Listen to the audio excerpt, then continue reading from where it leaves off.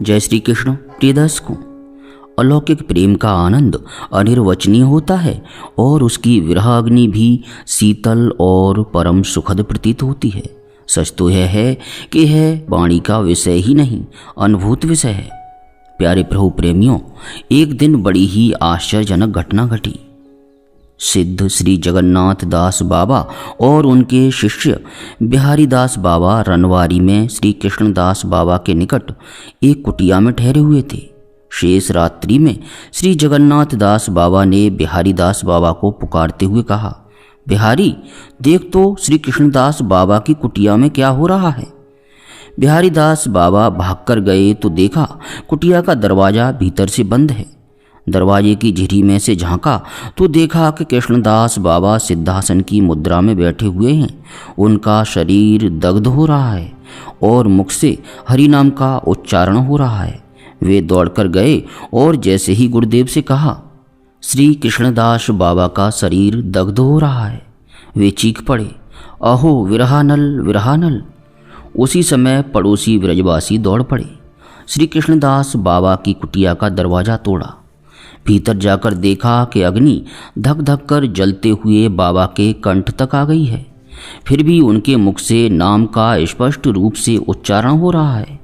ब्रजवासी कातर भाव से उनकी ओर देखते रह गए। तब उन्होंने मसाल की तरह जलते हुए अपने दोनों हाथ उठाकर आशीर्वाद देते हुए कहा, तुम्हारे गांव में कभी किसी प्रकार का संकट नहीं आएगा। सर्वत्र दुर्भिक्ष और महामारी होने पर भी तुम्हारा गांव सुरक्षित रहेगा। जगन्नाथ दास बाबा ने देखा कि अग्नि बाबा के कंठ तक आ गई है। तब उन्होंने रुई की 3 बत्तियां बनाकर बाबा के माथे पर रख दी। बत्तियां जलने लगीं और उनके साथ ही उनका सारा शरीर भस्मीभूत हो गया।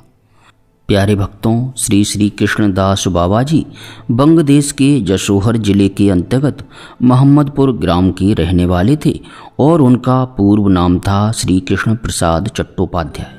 पिता का नाम था श्री गोकुलेश चंद्र चट्टोपाध्याय। जब उनके विवाह का प्रस्ताव हुआ तभी वे एक दिन शेष रात्रि में घर से निकल पड़े और पैदल ही चलकर वृंदावन पहुंच गए। वृंदावन में श्री श्री मदन मोहन जी की सेवा में कुछ दिन रहकर रनवारी चले गए। रनवारी उस समय भीषण जंगल था। वहाँ एक छोटी कुटिया बनाकर उसमें भजन करने लगे। संध्या समय मधुकरी मांग लाते, अपने प्रयोजन अनुसार रखकर बाकी गायों को खिला देते। मधुकरी इतनी मिलती कि रास्ते भर गायों को खिलाते आते, क्योंकि प्रत्येक व्रजवासी मधुकरी के लिए आग्रह करता और वे उसकी उपेक्षा न कर पाते। बाल्यकाल में ही गृह त्याग कर व्रज चले जाने के कारण श्री कृष्णदास बाबा और किसी तीर्थ के दर्शन नहीं कर पाए थे। प्राय 50 वर्ष बाद उनके हृदय में वासना जागी एक बार चारों धाम के दर्शन कर लेने की। राधा रानी ने स्वप्न में दर्शन देकर कहा, तुमने वृंदावन में मेरी शरण ली है, तुम्हें और कहीं जाने की आवश्यकता नहीं। यहीं रहकर भजन करो, तुम्हें सर्व सिद्धि लाभ होगी। उन्होंने प्रिया जी के स्वप्न आदेश को अपने मन बुद्धि की कल्पना जानकर उसकी अवहेलना की और तीर्थ यात्रा को निकल पड़े। भ्रमण करते करते द्वारका पहुँचे। चारों संप्रदाय के वैष्णव द्वारका जाकर तप्त मुद्रा धारण किया करते हैं, पर यह रागानुगी वैष्णवों की परंपरा नहीं है। यद्यपि हरिभक्ति विलास में इसकी व्यवस्था दी हुई है। बाबा कृष्णदास ने व्रज के सदाचार की उपेक्षा कर हरिभक्ति विलास के मतानुसार तप्त मुद्रा धारण कर ली, परंतु बाद में उनके चित्त में विक्षेप आया। तीर्थ भ्रमण में अरुचि हो गई और वे व्रज लौट गए। जिस दिन बाबा लौटे उसी दिन रात्रि में फिर राधा रानी ने स्वप्न में कहा, तुम द्वारका में तप्त मुद्रा धारण कर सत्यभामा के गढ़ों में शामिल हो गए हो। व्रजधाम के उपयुक्त अब नहीं रहे, द्वारका चले जाओ। इस बार उन्हें ऐसा नहीं लगा कि स्वप्न कल्पित था। किम कर्तव्य विमूढ़ हो वे गोवर्धन के सिद्ध श्री कृष्णदास बाबा के पास गए। उन्हें देखते ही गाढ़ आलिंगन पूर्वक बाबा ने पूछा, आप इतने दिन कहाँ थे?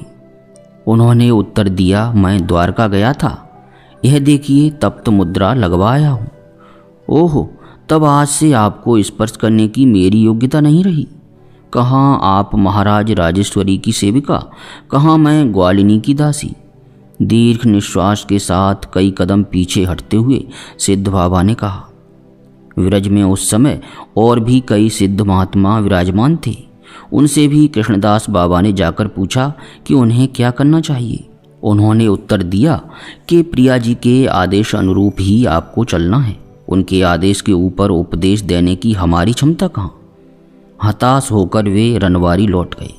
अन्न जल त्याग कर कुटिया में जा पड़े। अनुताप और प्रिया जी के विरह की अग्नि से उनका हृदय दग्ध होने लगा। इस अवस्था में पड़े पड़े 3 माह बीत गए। तब भीतर की अग्नि बाहर फूट पड़ी।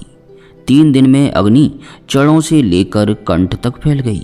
चौथे दिन श्री जगन्नाथ दास बाबा के सहयोग से उनका सारा शरीर भस्म हो गया। भस्म राशि शीतल हो जाने के कई दिन बाद उनके गुरु भाई श्री प्रेमदास बाबा जी महाराज आए। भस्म के निकट जाकर दंडवत कर बोले, दादा आपने मेरे हाथ की लकड़ी तो ली नहीं, यह मैं लकड़ी दे रहा हूँ। भस्म राशि से स्पर्श होते ही लकड़ी जलने लगी और भस्म होकर उसी में मिल गई। प्रिय भक्तों, इस घटना को घटे लगभग 130 वर्ष से अधिक व्यतीत हो चुके हैं, पर आज भी रनवारी के विरजवासी पौषी अमावस्या को चंदा कर श्री श्री कृष्णदास बाबा की तिरुभाव तिथि के उपलक्ष्य में एक विराट उत्सव मनाते हैं, जिसमें 84 कोस विरज के वैष्णवों को भोजन कराया जाता है। बाबा ने यहाँ के ब्रजवासियों को फाल्गुन शुक्ला एकादशी तिथि का पालन कर रात्रि में जागरण करने का आदेश दिया था। आज भी यहाँ के ब्रजवासी स्त्री पुरुष बड़े बूढ़े यहाँ तक के बालक बालिकाएं भी इस तिथि का विशेष रूप से पालन करते हैं और इस उपलक्ष्य में भगवत लीला कीर्तन आदि करते हैं।